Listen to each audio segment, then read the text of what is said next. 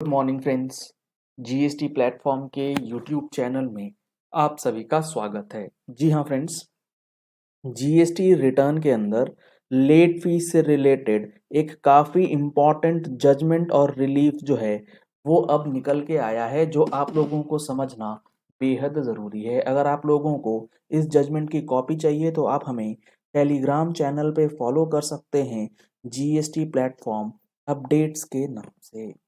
अब यहाँ आप देखिएगा कि ये जो आया है जजमेंट, ये जो जजमेंट आया है इसके बैकग्राउंड में क्या कहानी चल रही थी। एक डीलर था ए, जिसका रजिस्ट्रेशन लेट सपोज कैंसिल हुआ 1/4/2022। ये एग्जांपल मैं आपको सिर्फ केस समझाने के लिए कह रहा हूं, इसमें ऐसा कुछ भी फैक्ट्स मतलब इस पर्टिकुलर केस के अंदर जो चीजें हैं उससे रिलेवेंस नहीं है। तो यहां पर आप सिर्फ समझिएगा कि मेन इशू क्या था।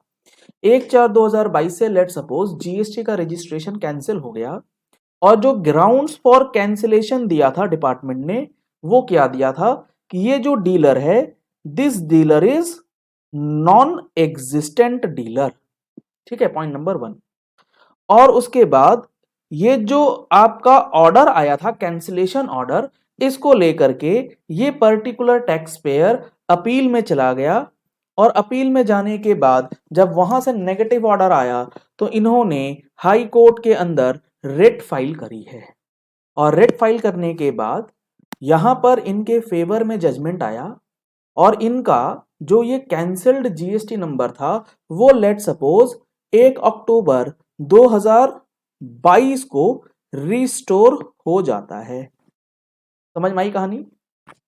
अब जब आप जो हमारा कैंसिलेशन का प्रोविजंस है सेक्शन 29 रूल 21, उसमें जब आप पढ़ेंगे तो उसमें ये बताया गया है कि अगर आपका नंबर कैंसिल हो जाता है या फिर सस्पेंड हो जाता है तो उस पीरियड में, यानी कि इस पीरियड में जो है जब इनका नंबर एक्टिव नहीं था पोर्टल पे, इस पीरियड के लिए वो आप अपनी रिटर्न नहीं फाइल कर सकते, ना ही कोई टैक्सेबल सप्लाई कर सकते हैं। ये सारी चीजें प्रोविजन में लिखी हुई हैं। हम लोग जीएसटी का फुल कोर्स भी कर रहे हैं जिसमें हम लोग ये सारी चीजें डिस्कस करेंगे।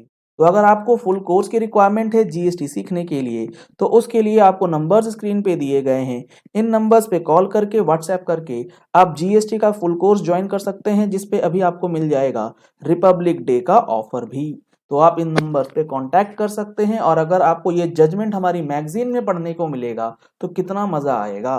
तो आप मैगजीन का सब्सक्रिप्शन भी इसी नंबर पे कॉल करके ले सकते हैं।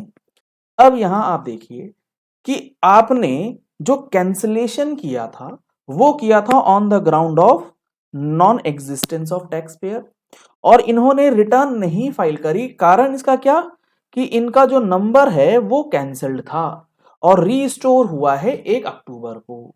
तो अब अप्रैल से लेके अक्टूबर तक की जो रिटर्न पेंडिंग हुई उसके ऊपर पोर्टल जो है वो लेट फीस लगाने लग रहा है।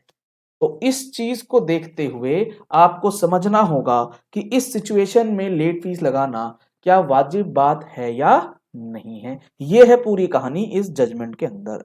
आइए अब आपको मैं दिखाता हूं ये जजमेंट। ये आया है in favour of assessee. On the ground of non filing of return the respondent should not initiate fresh proceedings for the cancellation of registration. पहली चीज तो ये कि अब यहां पर जो ऑफिसर है वो फिर से ये नहीं कर सकता कि आपने जो 6 महीने की रिटर्न नहीं फाइल करी इसलिए फिर से नंबर कैंसिल कर दिया जाए। ये चीज तो पहले ही यहां पर हटा दी गई। आगे इन्होंने लिखा है कि सेक्शन 47 जो बात करता है levy of late fee, GST return जो लेट करते हैं आप, the court appeal is directed against the order whereby the learned single judge declined to grant interim order, जहां पर यह नेगेटिव हुआ था। The registration was cancelled on the ground that the appellant was a non-existent dealer. Registration cancel क्यों हुआ? क्योंकि department ने ये एलिगेशन लगाया कि ये जो सप्लायर है, डीलर है, that is non existent. The appellant preferred the appeal and by an order dated so and so the appeal was allowed and the registration was restored। और अपील जो है वो अलाउ कर दी गई और अपील अलाउ होने के बाद रजिस्ट्रेशन रिस्टोर कर दिया गया। जब रजिस्ट्रेशन रिस्टोर कर दिया गया तो उन्होंने रिटर्न फाइल करी और रिटर्न फाइल करते समय वहां पर लेट फाइन जो है वो शो होने लगा। When the appellant attempted to file his return, there is a demand of 5,000 per return stating that it is late fee payable under section 46। और जैसे ही वो रिटर्न फाइल करने लगा वहां पर उसे लेट फीस जो है वो दिखाए जाने लगा पोर्टल के द्वारा। The court observed that the revenue does not state that the appellant failed to furnish its return within the due date। जबकि जो आपका ऑफिसर है, जो डिपार्टमेंट है, रेवेन्यू है, उन्होंने ये कहीं मेंशन नहीं किया है कि रिटर्न फाइलिंग जो है वो ड्यू डेट पे नहीं हुई।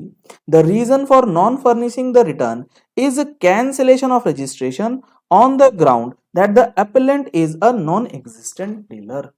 जो नंबर कैंसिल हुआ वो इस ग्राउंड पे हुआ कि नॉन एग्जिस्टेंस है और ना कि इस ग्राउंड पे कि रिटर्न नहीं फाइल हुई है। If that be so, the appellant cannot be penalized by demanding the late fee। इस जजमेंट का इंपैक्ट समझिएगा। अगर आपका नंबर कैंसिल होता है किसी और कारण से, रिटर्न तो आप नहीं भर पाएंगे, लेकिन अगर जब आप वो कारण ठीक करवा लेंगे और उसके बाद जब आप रिटर्न भरेंगे तो आपको लेट फीस लगेगा, वहां पर ये जजमेंट जो है काफी इंपॉर्टेंट आपके लिए रह सकता है। In the facts and circumstances of the case, section 47 does not been attracted। तो यहां पर सिचुएशन को देखते हुए ये लगता है कि सेक्शन 47 के अंदर लेट फीस जो है वो अट्रैक्ट नहीं होती।